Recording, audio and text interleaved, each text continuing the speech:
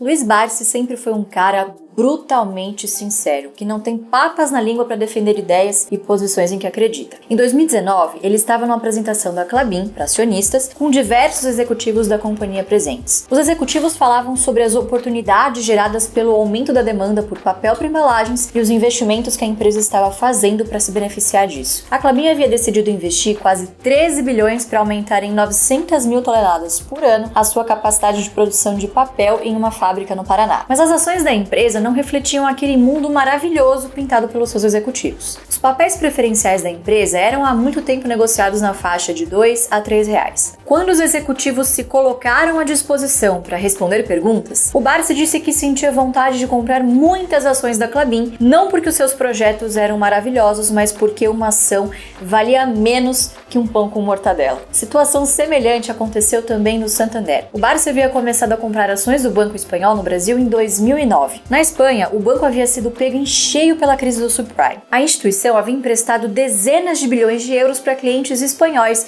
financiarem a compra de imóveis. A recessão nos Estados Unidos e na Europa fez com que os compradores de imóveis desaparecessem do mercado e os preços despencaram. Ao perceber que o valor da dívida com o banco era maior que o preço do imóvel no mercado, muitos espanhóis decidiram parar de pagar no Santander e devolver as chaves. O aumento da inadimplência deteriorou o balanço de centenas de bancos europeus e americanos naquela época, a ponto de instituições sólidas como o Santander passarem a ser envolvidos em boatos de quebra iminente. Até as ações do Santander no Brasil desabaram nessa época. O Barsi estava atento ao movimento e começou a comprar a ação. Lá por 2012, o Santander convidou um grande grupo de acionistas do banco para um café da manhã lá na sua sede na Vila Olímpia. Diversos executivos do banco fizeram uma apresentação entusiasmada sobre a recuperação do Santander, sobre os prêmios que o banco havia ganhado na Europa, sobre a estratégia no Brasil. Barsi esperou a sua vez e perguntou ao então presidente do Santander Brasil, Marcel Portela: se o banco é tudo isso, por que as suas ações só valem centavos na bolsa? Por que o Santander vale tão menos que os seus principais concorrentes? Os executivos do Santander ficaram embaraçados. 3 anos antes, o Barsi havia se metido em outra discussão envolvendo o Santander, mas essa com a CVM,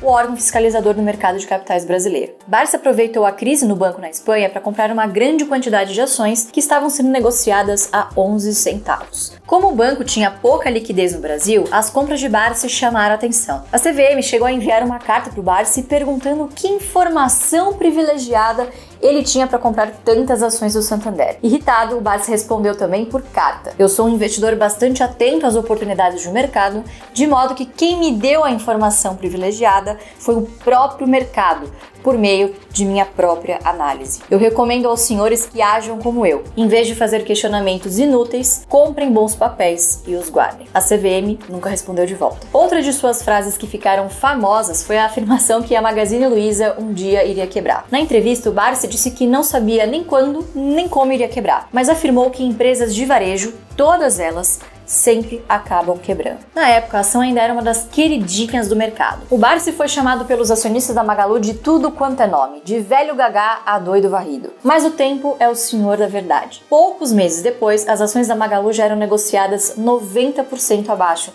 da sua máxima histórica. Por último, eu vou relembrar o caso da Eletrobras. Em 2012, a então presidente Dilma Rousseff editou uma medida provisória que provocou uma profunda desvalorização das empresas no setor de energia. As empresas teriam de reduzir as suas tarifas para obter o direito de renovar as suas concessões. Enquanto algumas empresas do setor privado anunciaram que iriam devolver as concessões porque não concordavam com as novas regras, a Eletrobras foi a primeira a aceitar as condições propostas. As ações da Eletrobras, que hoje valem R$40, chegaram a ser negociadas na época por R$3 e muitos analistas disseram que ela iria abaixo de 1. Perguntado numa entrevista sobre essa medida do governo, o Barsi poderia ter criticado a Dilma, mas foi justamente o oposto. Ele disse que Dilma merecia um beijo na boca por lhe dar a oportunidade de comprar ações da Eletrobras quase de graça. Eu poderia contar muitas outras histórias do Barsi sincerão, porque o meu pai é bastante franco e não costuma se importar muito com o que os outros pensam dele. É por isso mesmo que você deve acompanhar do começo ao fim essa entrevista com Luiz Barsi, que começa agora.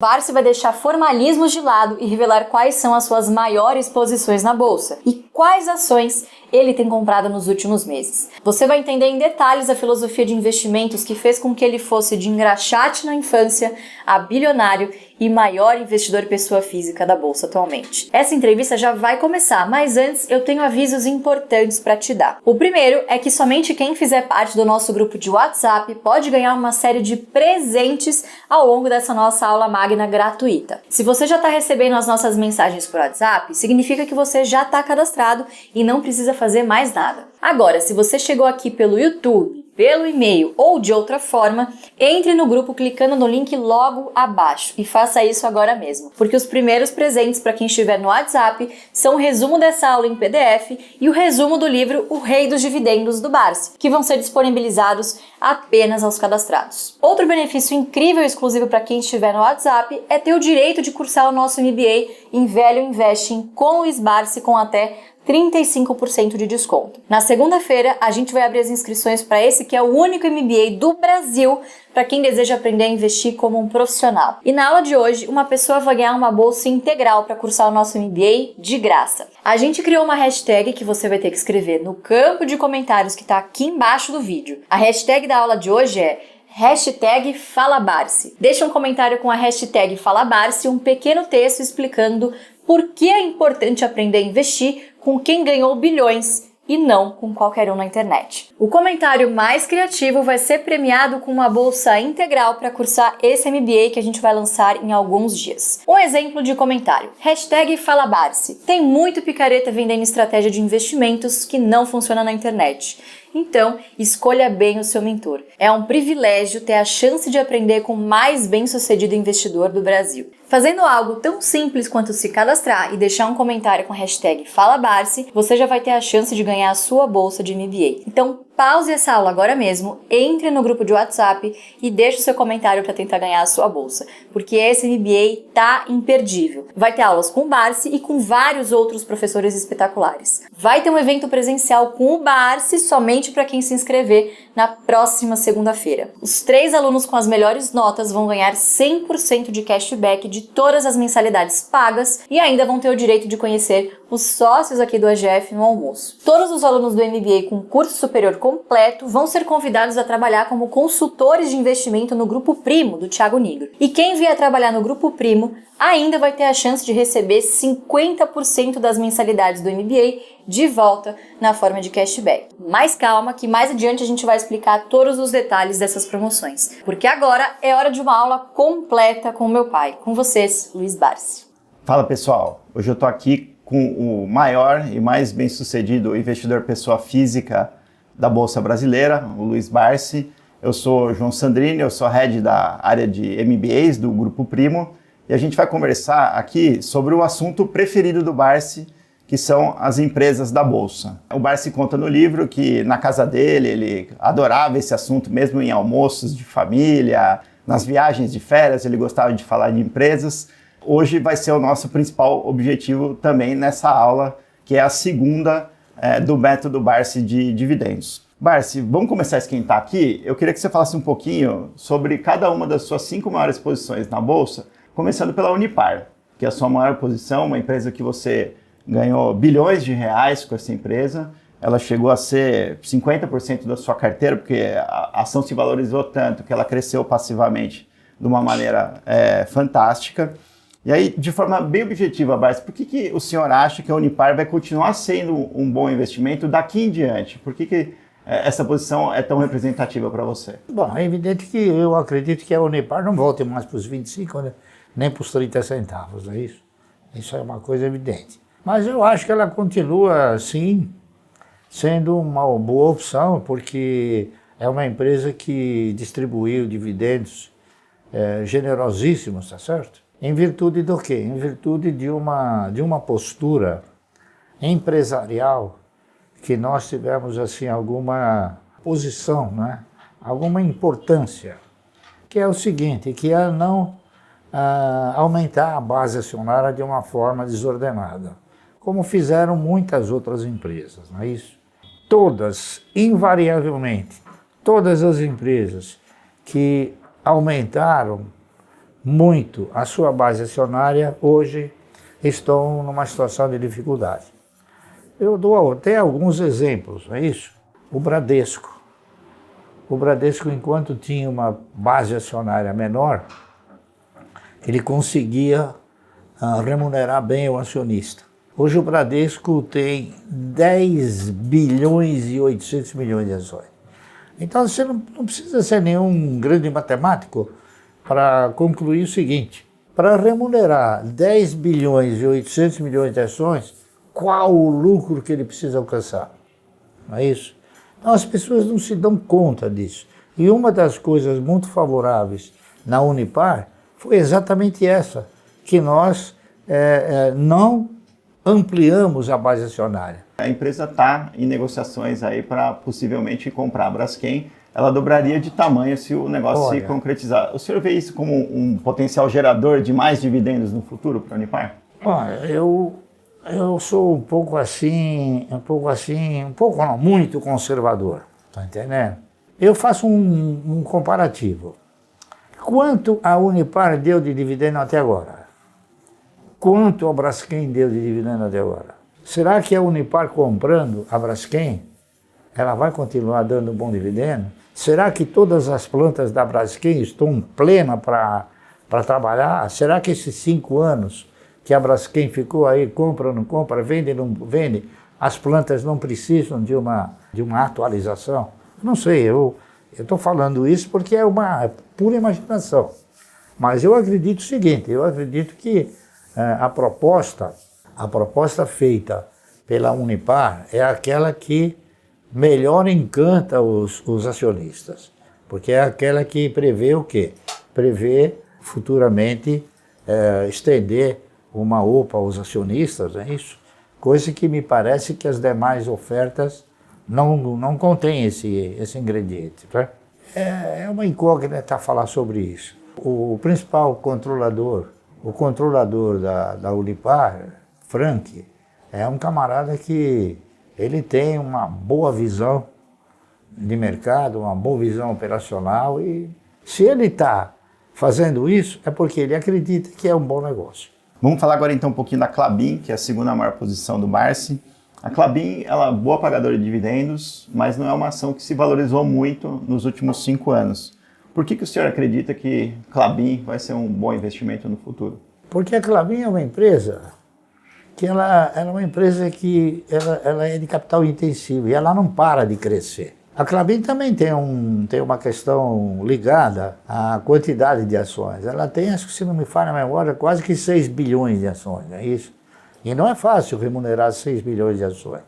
A Klabin, interessante, a Klabin me ensinou, como muitas coisas no mercado eu aprendi, a Klabin me ensinou o seguinte, que dividendo você ganha por quantidade possuída e não por valor aplicado. E a Klabin, claro, a Klabin é uma empresa que tem projetos futuristas. É uma empresa que hoje poucas empresas se comparam a ela, tá entendendo? Em termos de avanço tecnológico, em termos de cuidar da floresta, enfim, em termos assim também de evoluir, não é? E as oportunidades que vão se apresentando para a Klabin, elas têm se intensificado. Por exemplo, a Klabin hoje, ela está fornecendo caixas de papelão para exportação de frutas, coisa que era feita em contêineres, pequenos contêineres de plástico, né? A Europa, a própria Ásia, hoje não quer mais que as frutas sejam embaladas em material plástico, tem que ser em caixa de papelão. Então é um mercado que cresceu bastante para ela. E com isso eu acredito que ela também, na razão direta que ela tem novas oportunidades de mercado, então ela cresce para suprir essa nova expectativa. Vamos falar um pouquinho agora da terceira maior posição, que é a AES. Né? Essa empresa, ela não é uma pagadora de dividendos muito regular. Não, ela é uma boa pagadora de dividendos, tanto é fato que é a única empresa no mercado que já pagou 110% do lucro. Você sabia? No passado. Não, no passado, pouco tempo atrás. É que a AES Brasil, ela passou por uma reformulação estatutária, operacional. A AES Brasil hoje não é só matriz energética proveniente de hídrica. Hoje ela tem novas matrizes energética. E ela investiu bastante na compra de todos esses projetos. É muito importante que quando você entra num investimento, que esse investimento ele não venha somente aumentar o faturamento. É importante que ele, além de aumentar o faturamento, ele gere resultado. E esses investimentos todos que a AES Brasil desenvolveu, todos eles vão gerar resultado. Outro fator muito importante que ocorreu na empresa é que ela reduziu a base acionária. Ela possuía uma base acionária de 3 bilhões e pouco de ações, hoje ela tem só 600 milhões de ações. Então, para remunerar 600 milhões de ações, ela precisa talvez de um lucro menor. Então, provavelmente, o payout futuro dela vai ser um payout bom. E outra coisa que o pessoal também não se deu conta é que eu acho, por razões óbvias, né, o seguinte, que quando ela negociava ações ordinárias, preferenciais e units, uma unit estava representada por 5 ações, uma ordinária e 4 preferenciais, não é isso? Então, com o enxugamento da base acionária, eles eliminaram também a units e converteram todas as ações preferenciais em ordinárias. Então, hoje, a AES Brasil possui somente ações ordinárias. Como uma ação ordinária ficou no lugar da units, eu interpreto o seguinte, que uma ação ordinária hoje está representada por 5 ações antigas. Então, ela custa R$11, R$12, se você dividir por 5 dá 2 e alguma coisa. Então, é um papel que está num preço assim super acessível. É que ninguém faz essa análise, tá entendendo? Agora, eu acredito que a AES Brasil, se a memória não me trair, a AES Brasil é a única empresa do setor de energia elétrica que tem no seu estatuto distribuir 100% dos lucros. Né? Não é igual. 50. Mas ela distribui quase que 100%. Né? A prática é essa. Não é que nem a PetroRio, né? Você sabe qual é no estatuto, o que está consignado para pagar dividendo na PetroRio? Quanto? Quanto você acha que é? Não faço ideia. Não, é exatamente 0,001. Então é uma empresa que nunca vai pagar dividendo. Nunca pagou e nunca vai pagar. Você tem outros papéis também assim, não é isso? Quem mais que paga um dividendo pífio? A Azul paga um dividendo pífio. Dentre aquelas que não pagam uns 25%, está também a Raízen, também não paga esse. E a Raízen tem uma base acionária gigantesca, né? Ela tem mais ou menos hoje uns quase 11 bilhões de ações. Então remunerar tudo isso não é fácil, né? Não é fácil. O próprio Magazine Luiza também tem uma base acionária grande. A Itaúsa tem quase 9 bilhões de base acionária. Então, o pessoal não analisa o evoluir da base acionária, o que o evoluir da base acionária acaba interferindo na distribuição de resultado. Você veja, a Itaúsa, com 9 bilhões de base acionária, considerando 25%, ela teria que dar o quê? 36 bilhões de lucro para dar 25 centavos. É por isso que dá 10, 12, 3 centavos. Às vezes dá 1 centavo. Às vezes dá zero nada, né? Que a gente brinca. Né? É isso aí. Então, o pessoal não analisa isso. A turma deixa de lado esses ensinamentos que o mercado transmite para você. E agora, a sua quarta maior posição é a Cosan, mas também não é uma, nos últimos 5 anos, também não é uma grande pagadora de dividendos, e é uma empresa que às vezes ela prefere comprar outras empresas com o caixa que ela gera, do que pagar dividendos. Por que a Cosan, o senhor acredita? Não, a Cosan é o seguinte, a Cosan ela é uma empresa que no passado a gente comprou e acabou tendo um yield projetivo excelente. Por quê? Porque eu cheguei a comprar a 3 e alguma coisa e vendia R$90, depois dos 7, 8 anos. Eu acredito, veja bem, porque o mercado ensina a gente que a Cosan passou a desenvolver este mesmo procedimento a partir dos R$ 15.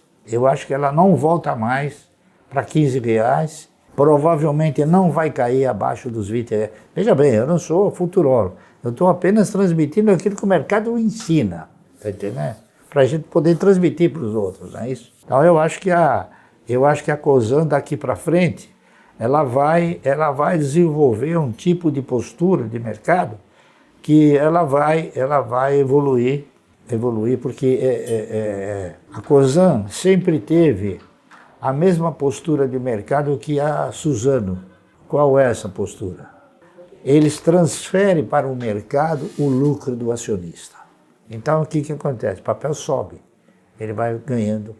E veja bem, a Cosan, ela só passou a ter um desequilíbrio de cotação a partir do momento que ela fez um desdobramento. Uma virou 4. Então hoje ela tem 1,8 bilhão, se não me falha a memória, de base acionária, mas já com uma outra posição, uma outra postura. Mas vamos falar agora da quinta e última posição da sua carteira que eu queria abordar individualmente, que é o Banco do Brasil. O Banco do Brasil, sim, uma máquina aí de distribuir dividendos nos últimos anos, mas também é uma ação que hoje tem um controlador que acha que, além de lucro, o banco também tem um papel social. Por que o senhor confia e gosta tanto dessa ação? Eu confio pelo seguinte, eu acho que toda empresa que tem um compromisso, ela distribui bons dividendos. O que é um compromisso? Por exemplo, o Santander tem o compromisso de mandar dinheiro para a Espanha. A AS Brasil tem o compromisso de mandar dinheiro para os Estados Unidos. O Banco do Brasil tem o compromisso de mandar dinheiro para a Previ e para o governo. Então eu acho que ele está dotado de uma postura não idêntica aos demais. Veja bem, o Itaú, o Bradesco, o Santander não. Mas o Itaú e o Bradesco, a base acionária deles cresceu uma barbaridade. O do Banco do Brasil permaneceu. Então o que acontece? Esse sentimento que você vislumbra sobre ele é que cada vez que o lucro aumenta, se ele tiver a mesma base acionária, é evidente que o dividendo cresce também. Então o Banco do Brasil tem pago dividendos aí invejáveis, tá certo? E ele dá um lucro mais ou menos parelho com os demais bancos, não é isso? É porque ele tem uma base acionária menor. Mas nos últimos 2 meses, o que o senhor vem comprando aí com os dividendos que caem na tua conta? Eu tenho comprado, eu comprei um pouquinho de ações da Vibra também, não é? Por interpretar que ela está dentro do meu perfil. O meu perfil sempre foi o seguinte, ao invés de ter um posto de gasolina, ser dono de um posto, eu prefiro ter 1% de 8.400 postos. Então, porque acho que é uma empresa que tem um futuro brilhante, na minha opinião. Eu andei comprando também um pouquinho, além de ter comprado a AS Brasil, andei comprando também um pouco de Caixa Seguridade. Eu acredito no segmento, porque seguro é um pouco melhor do que energia elétrica, né? Seguro você paga sem consumir e torce para que não haja o sinistro, né? É um pouco melhor porque ainda você tem uma torcida favorável. Como a Caixa é uma empresa nova no mercado, eu acredito que ela tem um potencial muito assim, expressivo para crescer. Além do que, o seu presidente, num recente pronunciamento, ele divulgou aí que provavelmente, agora para 2024, a Caixa comece a pagar dividendo trimestral. É uma empresa que está dentro do meu DNA. O ministro Haddad ele tem dito aí que ele quer começar a taxar os dividendos. Se o senhor pudesse bater um papo com ele, fazer uma reunião com ele, o que o senhor diria para ele? Eu diria o seguinte, que o dividendo já é tributado. Se você for fazer um comparativo dos tributos que são impostos na economia, em outros países, até poderia se justificar. Mas aqui a empresa já é tributada com 34%. Então você tira 34%. mais 5% de que você tem que ter de reserva de capital. São 39. Você tem mais outras reservas que você tem que constituir, não é isso? Chega no fim, não tem dinheiro para... A empresa não ganhou nada.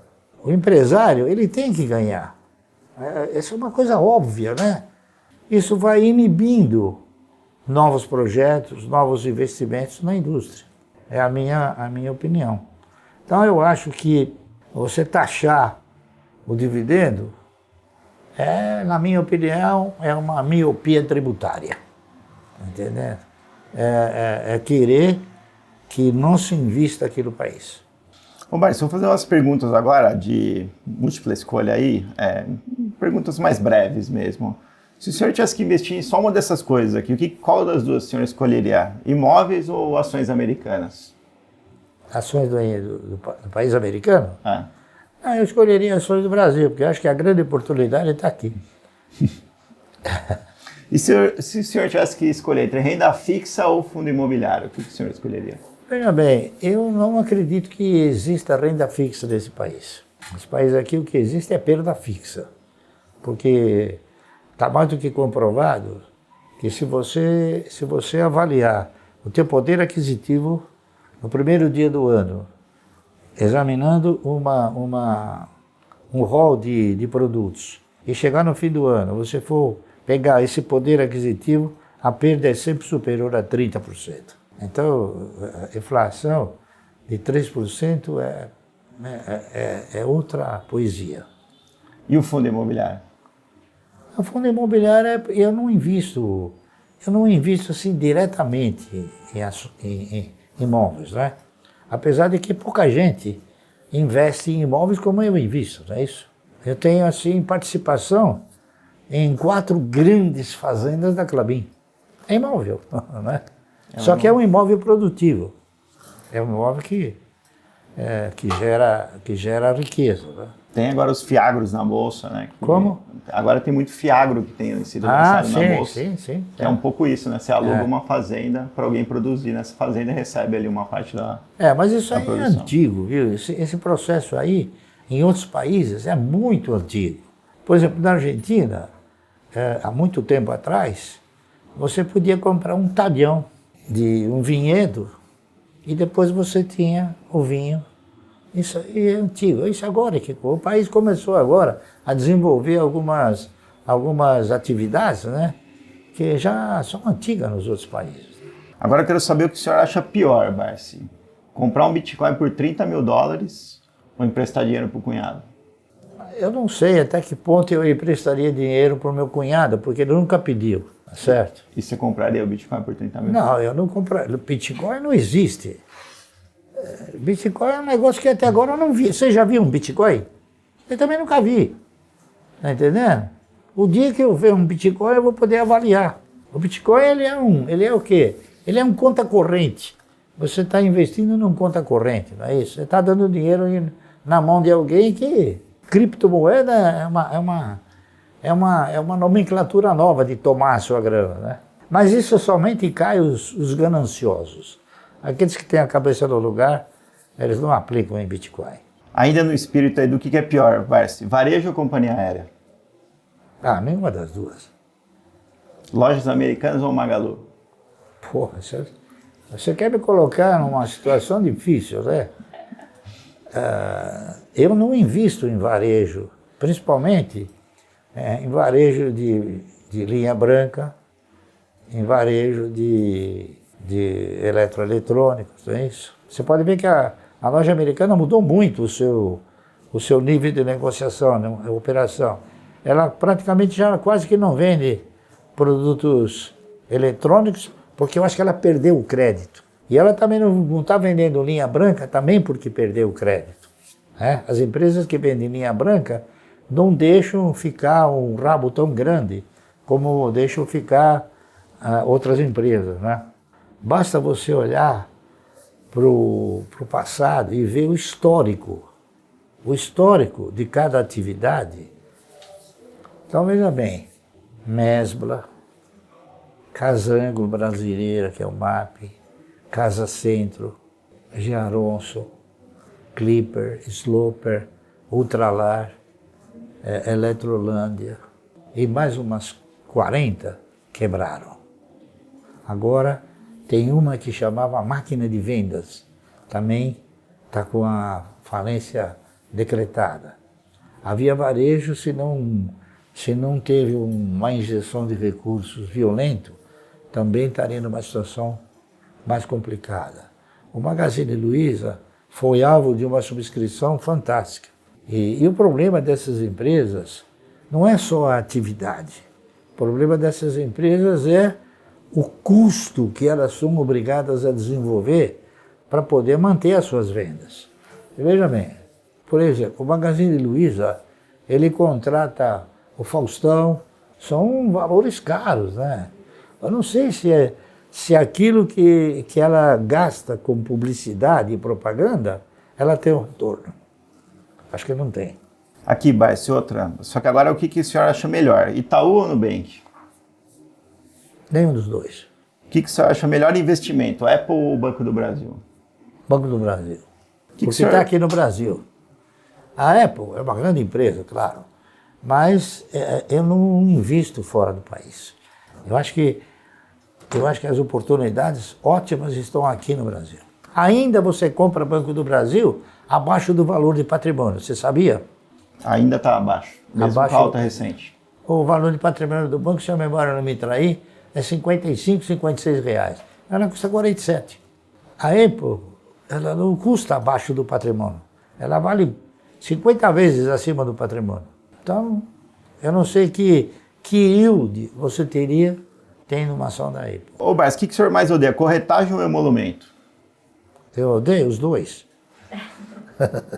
Onde que o senhor prefere passear, em Gramado ou em Paris? Em Gramado.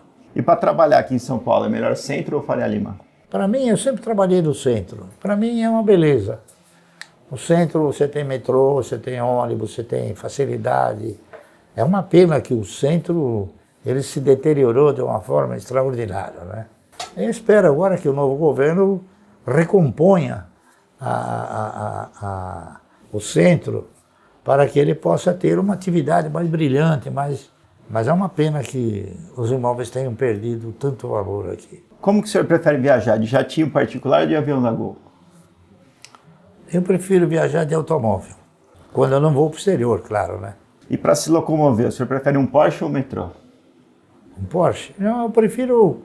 Olha, eu não sou um patrocinador. Eu considero aquele que tem um Porsche um patrocinador, ele patrocina a Porsche, tá entendendo? Então eu prefiro que ao invés do dinheiro estar na Porsche, está comigo. Porque eu analiso as coisas de uma forma mais autêntica. Olha, eu tenho uma média de gasto de uns 8, 10 mil reais.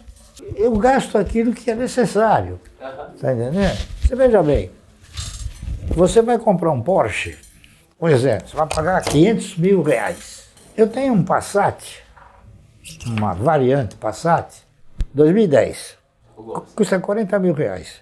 A minha filosofia é a seguinte, eu consegui vencer porque eu não sou um patrocinador da Porsche, tá certo? Não sou um patrocinador. Eu prefiro que o dinheiro que eu vou colocar na Porsche fique comigo. Simplesmente isso. Então, isso daí é resultante do quê? É resultante de um aprendizado. Eu me sinto muito feliz e muito confortável em falar isso aí. Eu acho que o cidadão, ele não consegue administrar os seus egos. Então eu comecei tentando e consegui administrar os meus egos. Até o momento que eu passei a controlar os meus egos, não é isso? Então, é isso aí. Então, você vai falar, eu vou nos melhores restaurantes, tá entendendo? Eu tenho acho que uns 40 pares de sapato. Quer dizer, você tem um lugar até que você sabe a propensão marginal para consumir, eu já não tenho mais. Tenho 600 camisas, tá entendendo? Então, porque eu não tenho onde gastar o dinheiro. Então, eu moro bem, eu moro num apartamento de 300 metros, num prédio que tem 40 andares, um por andar, um prédio maravilhoso. Talvez por isso que eu cheguei nos 84 anos. Porque eu vivo bem comigo mesmo, tá entendendo? Eu vivo para mim, eu não vivo para os outros. Quem que mais te enche de orgulho, a Luiz Barsi ou a Unipar? Os dois. E qual que dessas duas opções aí te daria mais desgosto? Luiz Barsi fazendo day trade ou casando com alguém que o senhor não gosta? Eu acho que day trade ela não vai fazer nunca. Porque ela comprou a ideia de que você tem que investir na geração de riqueza e é isso que ela desenvolve, não é isso? Tá certo? Agora, casar é ela que tem que decidir, né? Não sou eu. Perfeito. Depois do sucesso aí do teu livro, Barsi, o Rei dos Dividendos, como é que você gostaria que a sua história fosse contada? Com um documentário na Netflix, com um enredo numa escola de samba, como? Não, eu acho que a minha história, ela é muito bem colocada para o país pela AGF. Porque o que eu estou falando para vocês é o seguinte, eu não tenho assim, indicado um papel, olha, compra isso, faz aquilo. Eu sempre falo, ó, eu estou comprando, se você quiser comprar, problema teu. Então, eu acho que o que a AGF faz é uma estrutura educacional. Então, eu acho que isso tem que ser respeitado, tem que ser levado em consideração. E é uma coisa que o Estado devia fazer. Ele não faz. Por que que o Estado não faz? Porque ele não tem interesse que você seja um investidor de mercado. Ele quer que você seja um agiota para emprestar dinheiro para ele. Perfeito. E perder dinheiro. Quem que é a pessoa que você mais admira no mercado financeiro brasileiro? Olha, uma pessoa que eu acho que é um bom gestor é o Walter Schack, da Suzano. O Frank também é um ótimo gestor. Da Unipar. Da Unipar. Então, tem o fato que ele ficou... Você veja bem, a Unipar é o que é graças a ele, né? Graças ao ímpeto dele, porque quando ele foi obrigado a disponibilizar a Quator para a Braskem, ele ficou com um determinado valor pequeno e com metade da carbocloro, né? Então ele foi comprando o resto da carbocloro, acabou comprando também a Solve, a Indupa, enfim. Eu acho que ele é um ótimo administrador. E qual que é o seu investidor favorito? Warren Buffett, Benjamin Graham, Peter Lynch, Philip Fisher ou algum outro? Luiz Barsi. Muito bom. O que é mais importante? O Warren Buffett, você sabe que ele não distribui dividendo, né? Nunca Ele distribuiu. Então, eu sou favorável àquele que distribui dividendo, porque o dividendo, ele reforça o seu caixa. O Warren Buffett, o que ele faz? Ele reforça o ego do cidadão. Ele transfere para o mercado o ganho do acionista. O senhor já pensou em montar uma Berkshire Hathaway? Não. Não, porque eu estou no Brasil, não estou nos Estados Unidos, né? O Brasil não tem ações com a mesma expressão que empresas americanas possuem, né? Você pega uma Apple, né? E outras mais, a própria Coca-Cola, a General Electric, né? São empresas que o que elas negociam em um dia no pregão nos Estados Unidos equivale ao nosso mercado. Cada uma delas. Então é uma postura, é incomparável. Não há, essa pergunta que você faz é uma pergunta incomparável, não tem como comparar. Entendeu? Mas eu acho que muita gente gostaria de investir para o senhor se tivesse essa oportunidade. Bom, veja bem, a porta está aberta, não é? O que o senhor acha que é mais importante para vencer no mercado financeiro? Dominar a psicologia dos investidores ou contabilidade? Não, contabilidade ajuda. O que eu acho é que você tem que assumir uma postura de que você vai investir na geração de riqueza. E para você investir na geração de riqueza, você não fica milionário de repente. É uma caminhada, é uma estrutura que você tem que ter disciplina, tem que ter paciência. A Klabin não cresceu em um mês. A Klabin tem 124 anos, você sabia? Sabia. Sabia? Sabia. Então, ela cresceu em 124 anos. Então é o prazo que as empresas têm para se desenvolver, não é isso? Mas se o senhor é o único caso aí na Bolsa Brasileira de pessoa que foi de engraxate a bilionário. E, não sei, eu sou o único que falam, né? Pode ser que tenham tido outros, né?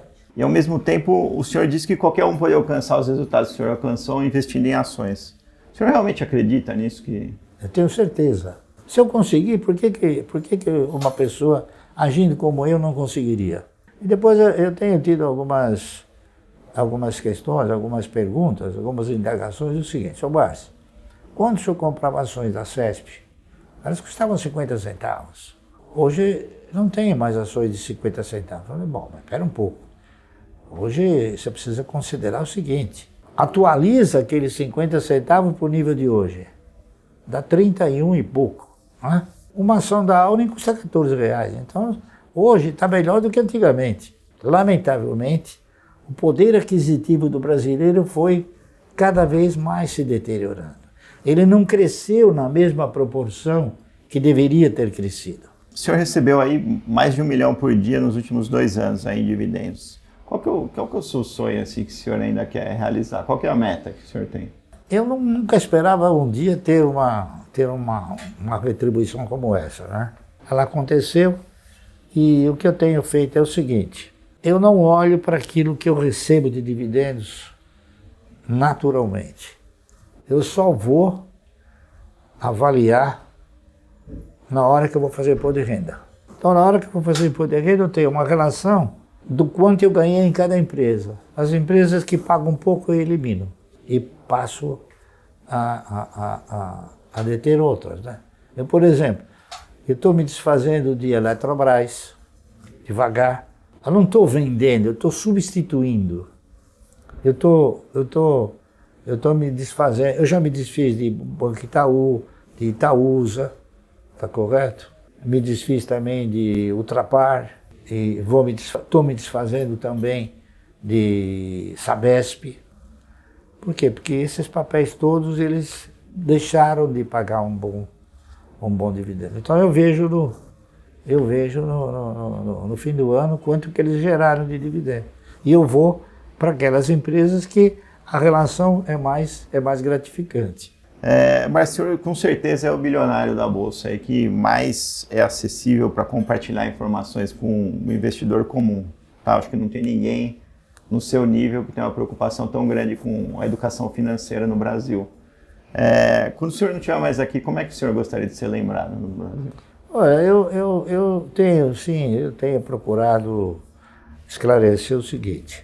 Eu acho que no Brasil, a educação financeira, ela é colocada como uma coisa super importante, e tem a sua importância, claro, mas eu interpreto o seguinte: o cidadão que tem por hábito, né, ou por princípio, não gastar mais do que ele ganha, eu acho que ele está financeiramente educado. O que eu acho que o brasileiro precisa ter é cultura de investimento. Cultura de investimento, saber na mão de quem ele coloca o dinheiro. Isso é cultura de investimento. E para finalizar, Barsi, por favor, deixa um recado aí para o pessoal que está pensando em se inscrever no MBA Value Investing, que a gente abre a inscrição na semana que vem. A Bolsa tem divulgado que no instante em que as taxas de juros vieram para baixo, houveram o ingresso de muitos investidores do mercado. Eu acho que é uma inverdade. Para o mercado vieram muitos especuladores. A maioria tentando ganhar no curto prazo, na oscilação do mercado, que não é fácil, tá entendendo? Eu estou no mercado há 56 anos e não é fácil. O mercado hoje, por exemplo, ele tem ele te reporta uma dificuldade muito grande em você operar especulando. Você só vai perder dinheiro. As indicações que a gente tem, as informações que a gente tem, é que muito desses que fugiram da renda fixa, não é isso? E vieram para o mercado, muitos perderam muito dinheiro. Eu acho que investidores mesmo, ainda no Brasil, existe uma quantidade muito pequena, daqueles que pensam. E o trabalho que a Luísa vem desenvolvendo é exatamente esse, de mostrar uma cultura de investimento que sedimente sedimente o cidadão investir a médio e longo prazo. Perfeito, Barsi. Foi um prazer ter novamente a oportunidade de conversar com o senhor. Espero que vocês tenham gostado. E na sexta-feira tem a nossa terceira aula, vai ser uma aula lá na Klabin. O pessoal da OGF foi visitar a Klabin, conhecer as duas maiores fábricas da empresa. Foi fazer Value Investing na prática, eu tenho certeza que vocês vão adorar.